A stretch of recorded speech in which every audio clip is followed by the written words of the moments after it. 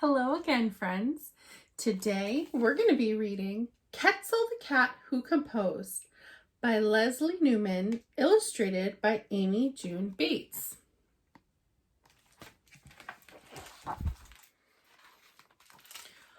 Moshi Coddle lived in the middle of a noisy building, in the middle of a noisy street, in the middle of a noisy city. But Moshi didn't mind. Everything he heard was music to his ears.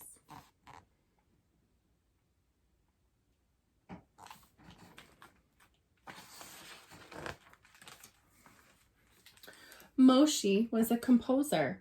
Every morning he composed himself by sitting very still. He listened outside and listened inside himself, just as his teacher had taught him when he was a little boy. When he was done listening, Moshi turned all the wonderful sounds he heard into beautiful music.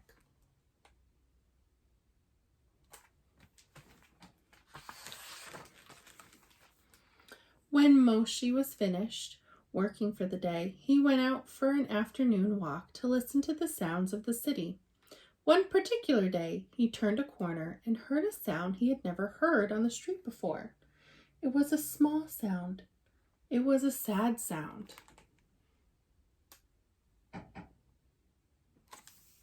It was a little Ketzel. Moshi cried. He often used Yiddish words when he was nervous or excited. Come, little Ketzel, he said, scooping up the black and white kitten. I will take you home and we will make beautiful music together.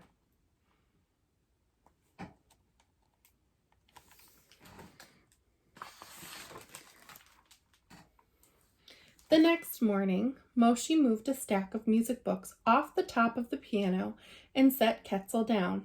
You must listen outside yourself and inside yourself, he instructed as he began to play.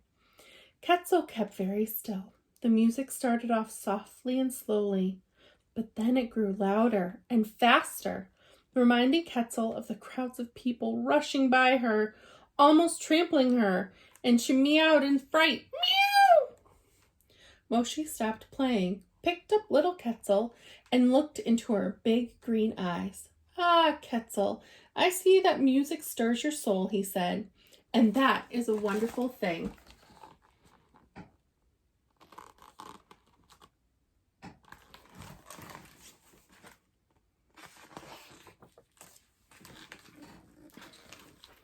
One day, a letter for Moshi arrived in the mail. The Paris New Music Review is having a contest. Moshi read aloud to Ketzel. Each composition must be no longer than 60 seconds. Moshi blinked in disbelief. 60 seconds? Impossible! How can anyone create beautiful composition in only 60 seconds? He asked Ketzel and put the letter aside.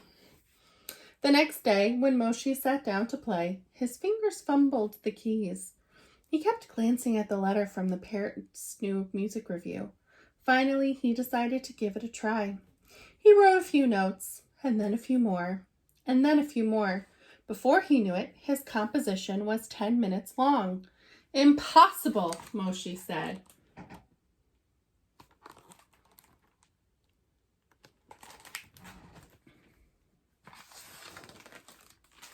Time passed, and Moshi grew more and more unhappy. One day, he did not even come to the piano at all. Ketzel stared at him as he stared out the window. Ketzel didn't know if he was listening outside himself or listening inside himself. Perhaps he was not listening at all.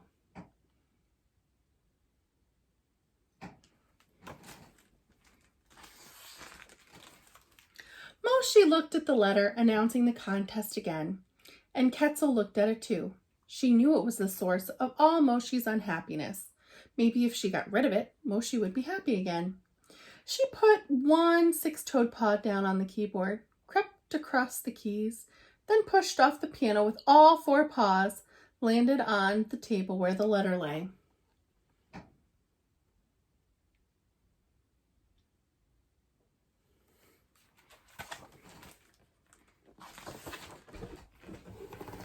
Moshi whipped around. Ketzel, that was magnificent, he cried. Moshi grabbed a pencil and jotted down exactly what he'd heard. He played it several times, then turned to Ketzel. Your composition has a clear beginning, middle, and end, is full of heart, and takes exactly 21 seconds to play. Ketzel, you're a genius! Moshi folded up Ketzel's composition and wrote a note to the judges. This piano solo, Piece for Piano, 4 Paws, was written by Ketzel Cottle. It is her first composition. She hopes you enjoy it. Then he and Ketzel walked to the corner and dropped it in the mail.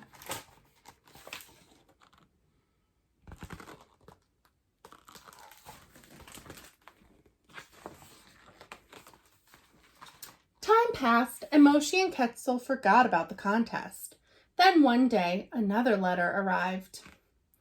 Dear Ketzel Cottle, we are sorry to inform you that your piano solo did not win first, second, or third place in our competition.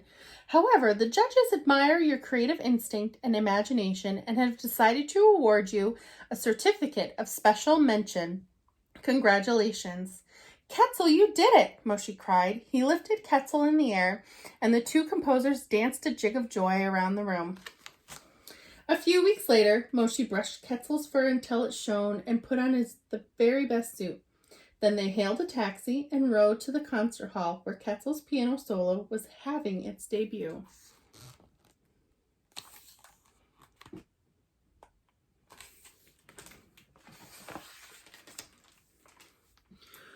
Moshi carried Ketzel inside his jacket and sat down in the very last row.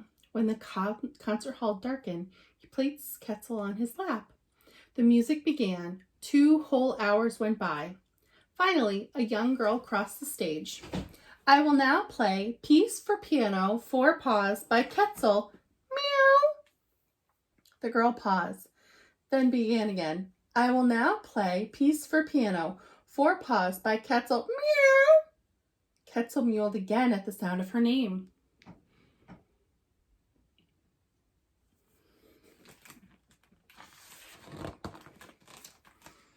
As the audience left, the house manager flicked on the lights and rushed to the stage. Is there a cat in the theater? He demanded. That is not allowed. Please leave immediately. But this is Ketzel Cottle, the cat who composed Piece for Piano, 4 Paws, Moshi said, holding up Ketzel for all to see. A cat who composes? Ridiculous, ludicrous, preposterous, impossible. The judges were called to the stage to confer. There is no rule saying that a cat cannot compose, the head judge announced. Therefore, we invite Ketzel, he paused as she meowed again, to please stay as we all enjoy her prize-winning composition.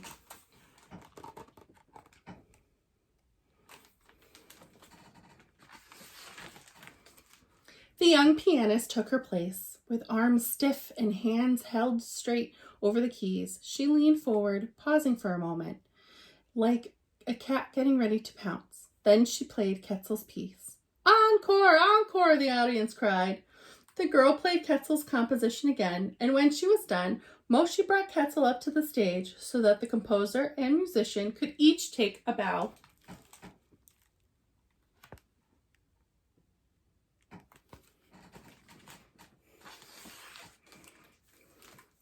After the concert, Ketzel became very famous. Her picture appeared in many newspapers, and her composition was performed all over the world. And one day, another envelope addressed to Ketzel Cottle arrived. It contained a royalty check for $19.72. At the bank, a teller pulled out a stamp pad, and Ketzel pressed her front paw into the ink and then placed it on the back of the check, endorsing it with her 6-toed signature. The bank teller counted out Ketzel's money.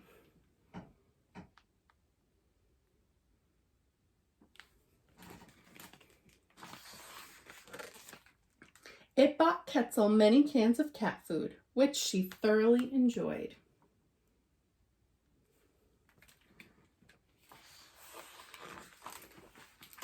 Now, in this story, it's about a cat who walks across the piano and her owner thinks, oh, that's a great sound of music. So it was an unexpected surprise. What was your favorite part of this story? Talk about it with your family or write about it in your journal. See you tomorrow.